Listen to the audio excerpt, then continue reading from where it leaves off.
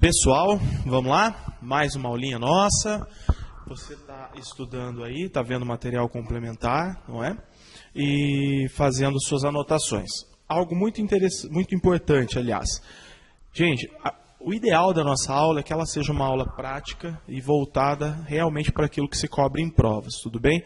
Então, o foco nosso é que você tenha anotações importantes que são cobradas lá depois na sua prova.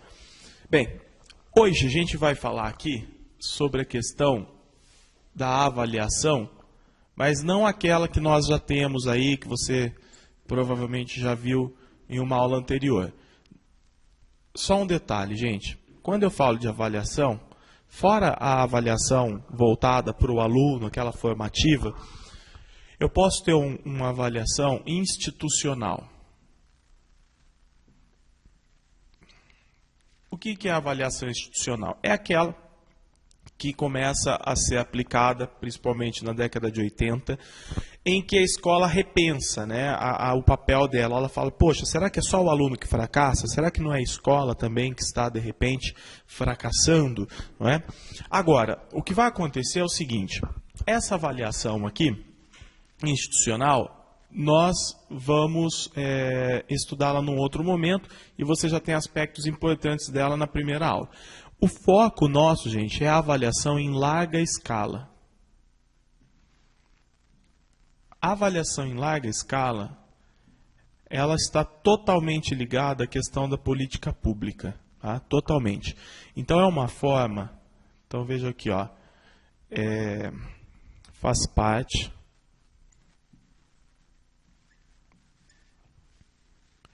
da política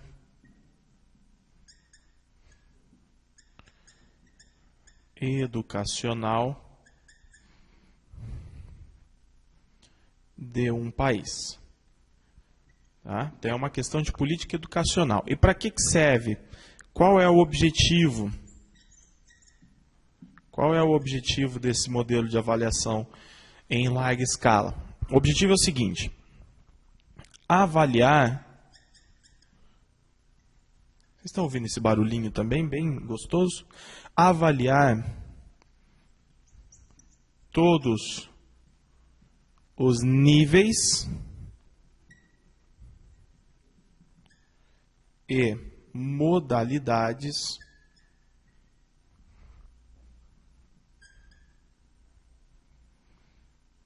da educação nacional. Então, avaliar todos os níveis e modalidades da educação nacional. Esse é o objetivo, então, da avaliação em larga escala. Ou seja, aqui a gente está falando de uma macroavaliação, tá? Ou uma avaliação de um macroambiente, porque quando eu estou falando de níveis, eu estou falando de educação básica e educação superior, ensino superior.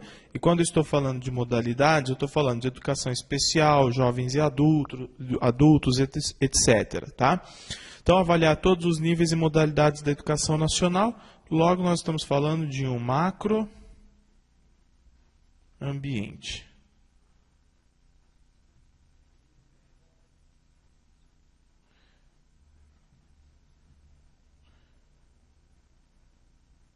Tá? Macroambiente. Bem, vamos dar continuidade aqui.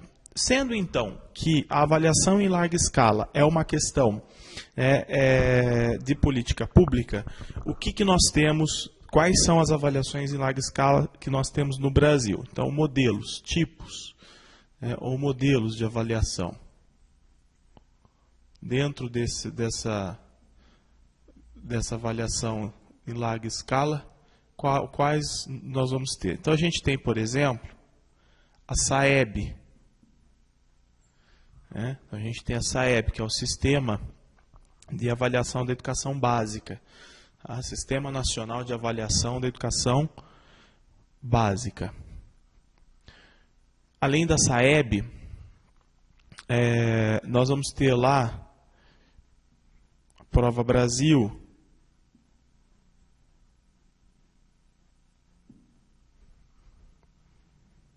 A gente tem o IDEB. que é o Índice de Desenvolvimento da Educação Brasileira. Índice de Desenvolvimento da Educação Brasileira. É esse índice aqui que nos diz o que está acontecendo com a educação brasileira. Nós temos o antigo ENC, que é o Exame Nacional, era o Exame Nacional de Cursos. O Exame Nacional de Cursos, que nós chamávamos de Provão, e que foi substituído pelo ENAD. O ENAD, que é o Exame Nacional de Desempenho do Ensino Superior. Exame Nacional de Desempenho do Ensino Superior. Então, o Provão, o antigo Provão está aqui, é o ENAD. A gente tem os SINAIS, que é o Sistema Nacional de Avaliação da Educação Superior. Sistema Nacional de Avaliação da Educação Superior. Então, a gente tem o INSEJA.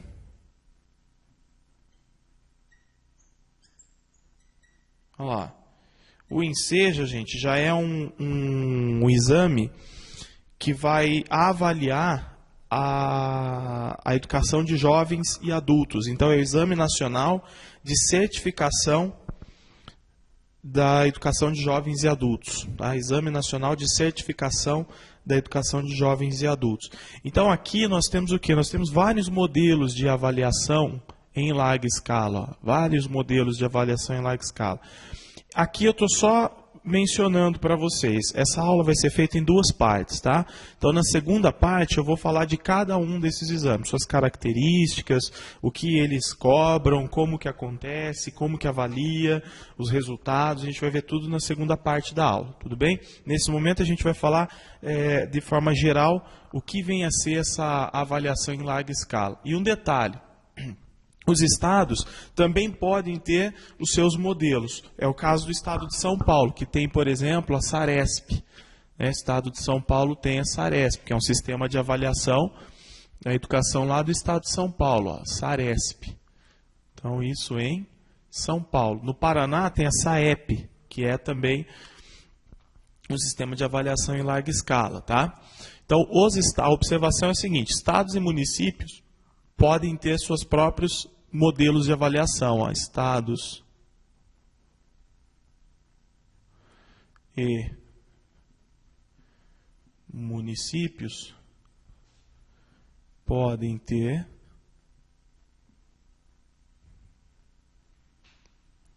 os seus próprios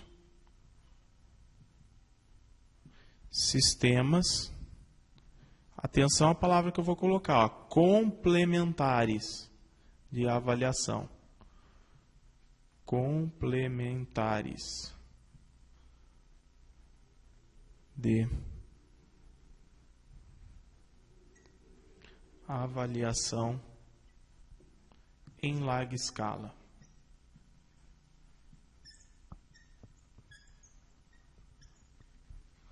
Ok? Bem, agora, o que acontece, gente? Essa questão, né, de avaliar a educação em larga escala, para que isso? Obviamente que é para o Estado conhecer a situação da educação no país como um todo. Né? Então, nós temos isso também no âmbito internacional. No âmbito internacional, aliás, foi onde começou essa questão da avaliação em larga escala. O Brasil hoje, gente, é uma referência, tá, em educação em larga escala. O Brasil não tem índices bons, mas é uma referência. O Brasil tem uma série de sistemas de avaliação em larga escala. Aliás, eu esqueci de colocar um aqui, que é muito conhecido por nós, né? Que é o Enem, Exame Nacional do Ensino Médio. Tá? Coloquem aqui o Enem. Então, a ideia vem do âmbito internacional, de países que começaram a avaliar a sua educação num macroambiente, e o Brasil adotou isso também. Né? De 15 anos para cá, o Brasil começou a adotar de forma mais sistemática esse modelo de avaliação. O problema é que outros países que adotaram conseguiram realmente investir em educação, conseguiram desenvolver mais a sua educação. E o Brasil, apesar de ter um amplo sistema de avaliação, ser um sistema muito bem reconhecido internacionalmente, o Brasil não apresenta números favoráveis, né? Tem um sistema de avaliação bom, mas os números não são favoráveis. No âmbito internacional, os países que investem muito nesse modelo de avaliação, nós temos na América Latina, por exemplo, América do Sul, Peru. Ainda na América Latina, o México, tá? A gente tem a China, que também adota esse modelo, daí vem os países desenvolvidos, os Estados Unidos, a gente tem aqui Inglaterra, Austrália, a Espanha, que é uma referência na educação internacional, pessoal, Espanha, dentre outros, tá bom? Dentre outros países aqui. Bem, e o Brasil entrando então também nesse rol de países que se preocupam com a educação no macroambiente. Bem, um exemplo que nós temos de avaliação no âmbito internacional é o PISA, tá? Então, o PISA. O PISA é uma avaliação que recai sobre o aluno, né? No âmbito internacional, a gente tem, então, o PISA, o Programa Interno de Avaliação do Estudante. Tá?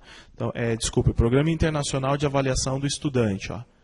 Programa Internacional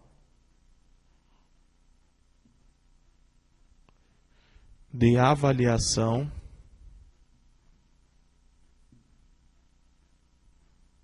do estudante. Então, analisa-se aí também língua portuguesa, matemática, né, outras habilidades, a gente vai falar disso aqui especificamente, mas é um programa internacional. E o Brasil, como sempre, né, tem tido um pouco de dificuldade nisso. No último relatório que nós tivemos, que foi do ano passado, o Brasil não teve uma nota muito boa, ficou atrás de muitos países que têm economia muito pior do que a brasileira, e isso sempre serve como uma espécie de um puxão de orelha para o governo brasileiro. Por quê? Porque quando participamos de um exame como esse, nossos alunos estão sendo comparados não a alunos de regiões brasileiras, mas a alunos de outros países mundo afora. Bem, uma coisa importante a se dizer é que a OCDE, que é a Organização de Cooperação e Desenvolvimento Econômico, que hoje agrega países da Ásia, da América, da Europa, essa organização aqui, junto com a Unesco, é que tem impulsionado aí uma série de discussões para a melhoria da educação no mundo, para o desenvolvimento social a partir da educação. Então, o Brasil tem seguido, tem tentado, pelo menos, seguir uma série de recomendações vindas da OCDE e da Unesco.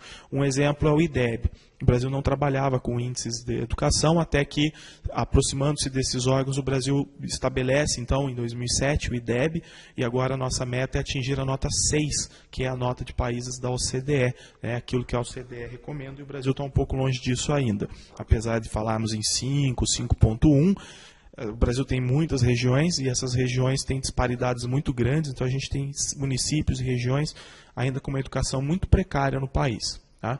Então, vamos lá, gente. Essa questão da avaliação, ela interfere num ciclo que é muito importante que a gente visualize lá para a sua prova. Lá na sua prova, muitas vezes, pode cair algum conteúdo ligado à situação, né, à conjuntura geral aí, que engloba essa avaliação em larga escala. Então, nós temos aqui uma questão que é a economia. Tá? Então, economia. O Estado tira recursos da economia em tese para investir na educação. Não vamos nos esquecer, gente, que nós estamos no Brasil, num Estado neoliberal, num país neoliberal, que tem privilegiado muito mais a estrutura de escolas, abrir novas salas, dar tablets, dentre outras coisas, do que investir no próprio professor. Não é? Então, isso tem gerado um pouco de incômodo, vamos dizer assim, em pessoas que trabalham com a educação. Então eu tiro aqui recursos da economia, passo para a educação. E da educação, para onde, o que eu quero com isso, investir na educação? Aí nós buscamos o desenvolvimento social. Desenvolvimento social, em outras palavras, vamos dizer assim, ó, interesse do mercado capitalista, não é? Qualificar a mão de obra, tá? Qualificar a mão de obra para que essa mão de obra trabalhe, receba seu dinheiro, seu sustento e invista no mercado. E depois isso aqui retorna para a economia. Isso aqui é um ciclo básico. Mas, gente, o que acontece é o seguinte, nós temos influências externas. Tá? O país precisa apresentar bons números na educação, bons números do desenvolvimento social, precisa utilizar a economia para fazer esse ciclo aqui fluir. Isso tudo para gerar investimentos. Então, essa é a ideia. O Brasil quer boas notas para mostrar uma identidade positiva no âmbito educacional lá fora, para que o Banco Mundial, o BIRD, até mesmo ações que envolvam de repente o FMI ou outros investidores, vejam o Brasil com bons olhos e invistam no país. Tá? Então nós temos aqui uma espécie de instrumento político também. Né? A avaliação em larga escala acaba sendo um instrumento político.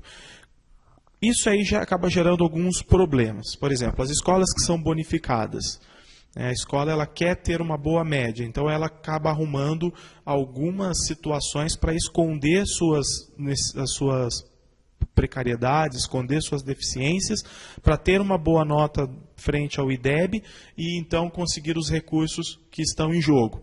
Isso não é bom, por quê? Porque mascara a realidade da educação brasileira, embora o IDEB tenha mostrado, né, que a educação realmente não vai tão bem. Mas existe essa relação aqui, esse interesse político-econômico em torno da avaliação. Bem, gente, o que mais que nós temos que ver? Vamos passar aqui para o outro lado, que eu vou ver com vocês uma questão envolvendo o currículo agora. Então, é algo muito, muito simples que envolve o currículo. Vejam o seguinte.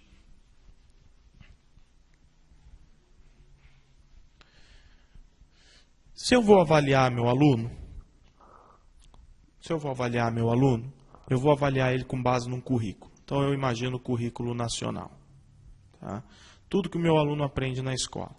Eu quero saber se aquilo que está se ensinando na escola, o aluno realmente está aprendendo. Então, a educação em larga escala, ela serve para saber o seguinte, o que meu aluno aprende?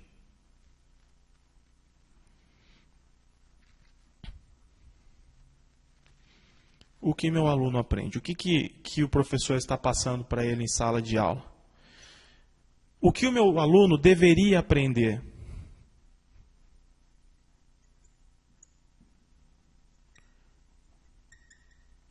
Ou seja, o que é realmente importante que de repente não está sendo passado para ele no currículo da educação brasileira. Então, o que o meu aluno deveria aprender? E, por fim, o que ele não aprendeu?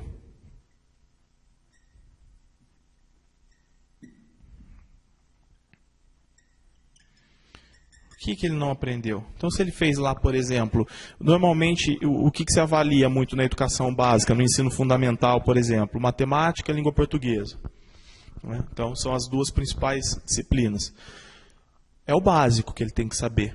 Né? Eu vou avaliar o que tem de mais importante dentro dessas disciplinas que o meu aluno tem que saber. Então, o que ele aprende na escola, o que ele deveria aprender que de repente está faltando e o que ele não aprendeu. O que ele não aprendeu está onde? Nos resultados.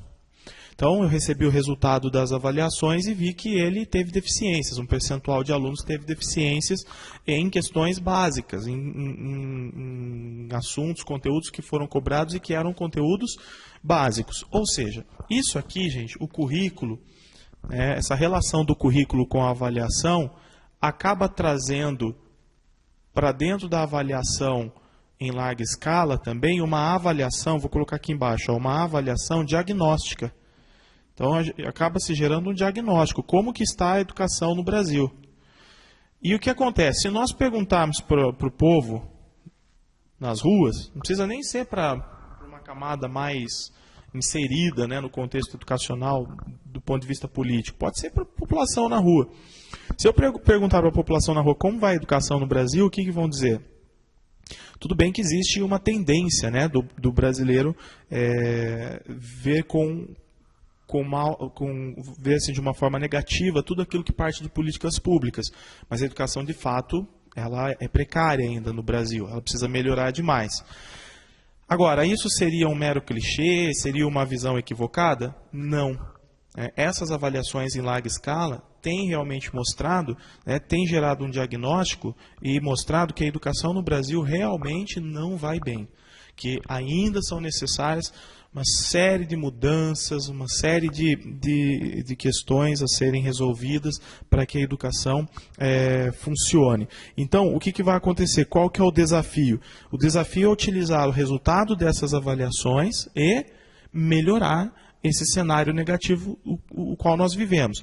Aí eu pergunto para você, lá para a sua prova, pensando dessa forma, a avaliação em larga escala, ela é positiva, ela é bem-vinda ou não é bem-vinda? Ela é bem-vinda. Por quê? Porque até então nós tínhamos uma opinião de que a educação brasileira ia mal. Mas a opinião é senso comum. Não existe nada de científico nisso. A avaliação em larga escala ela vem para provar que aquela realidade realmente existe e que novas políticas públicas precisam, então, serem construídas para que a educação melhore. Tá?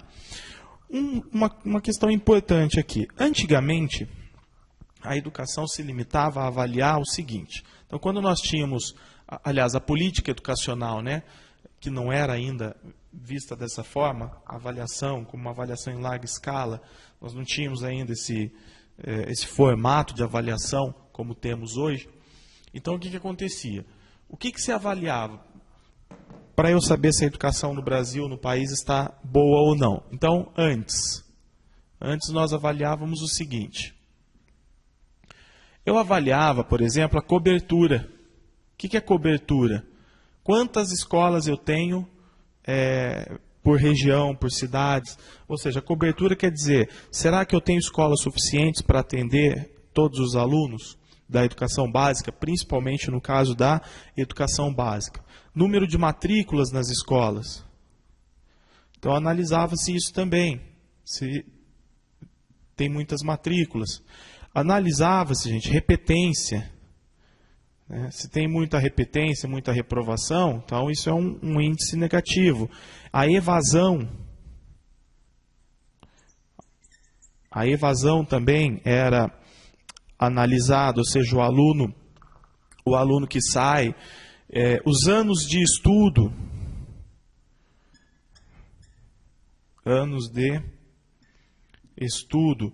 Aliás, isso aqui é algo que o Brasil tem tentado aumentar, melhorar. Vejam que, desde 2006, o Brasil adota, então, o sistema do ensino fundamental de 9 anos. Então, o aluno, em vez de entrar com 7 anos no ensino fundamental, que é a matrícula obrigatória, ele passa a entrar com 6 anos. Então, aumenta aqui os anos em que ele fica dentro da escola.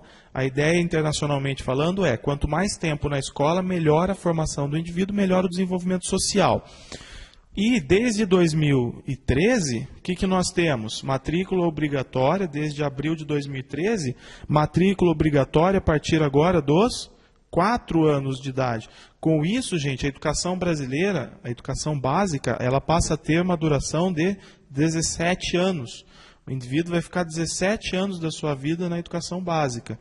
Isso aqui apresenta-se uma evolução da educação brasileira no cenário internacional.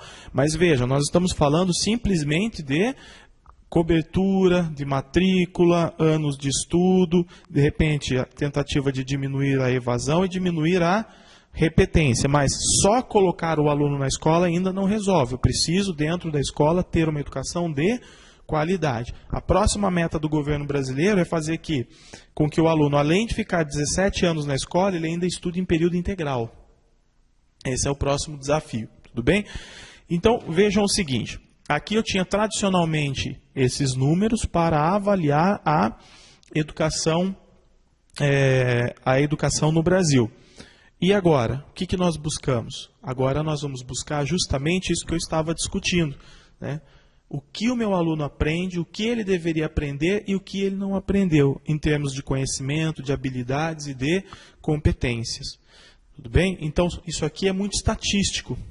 Isso aqui é muito estatístico. Ele pode trazer uma realidade até razoável? Pode, mas ele é muito estatístico. Eu eu tenho que agregar agora o estatístico à verdadeira qualidade de ensino. Eu preciso mostrar isso em conteúdos. Naquele determinado conteúdo X de matemática, os alunos não foram bem. Então é sinal que ele não aprendeu aquilo, embora estivesse no currículo da educação brasileira. Tudo bem? E um outro detalhe, gente. Tudo isso, todas essas análises e tudo mais, é para trazer quais resultados? Com o tempo, o Brasil, a partir dessa avaliação em larga escala, ele tem que buscar quais resultados? Algo que o país até tem conseguido nos últimos anos, que é a democratização do ensino, ou seja, oferecer educação para todos, desde a educação infantil, já desde criancinha, né? Oferecer educação, creches, pré-escola, ensino fundamental. Depois, nós temos uma universalização, ou seja, incluir todo brasileiro que precise estudar e que esteja na idade dentro da escola, até mesmo aqueles que estejam fora da idade, que é o caso da educação de jovens e adultos, é o caso, por exemplo, de algumas camadas que fazem parte do público especial, ciganos, índios, incluir todo esse pessoas que moram em periferias, atender a todos a partir da universalização e, obviamente, a questão da qualidade, aumentar a qualidade. E quando nós falamos em aumentar a qualidade, nós temos uma tendência. A tendência no Brasil, até de tendência. A tendência no Brasil é tentar aumentar a qualidade a partir de questões materiais. Então, os estados sempre querem investir em estrutura física, livros didáticos, questões materiais. É válido, obviamente, mas nós sabemos que o correto, C de correto, é investir no professor. Então, quanto mais nós obtemos resultados das avaliações em larga escala, mais nós fortalecemos essa opinião de que é investindo no professor que o país tem condições de melhorar seus níveis, seus índices educacionais. Tudo bem? Então, essa é a primeira parte para nós analisarmos o contexto. E agora a gente vai para uma segunda parte, que é a questão de cada modelo daquele de avaliação. Só lembrando um detalhe, gente. Hoje em dia, quando as escolas recebem suas avaliações, seus resultados, isso tem gerado uma grande dor de cabeça para as equipes pedagógicas e para diretores de escola. Então, é algo para a gente refletir e pensar a respeito. Tudo bem? Então, até a segunda parte da aula.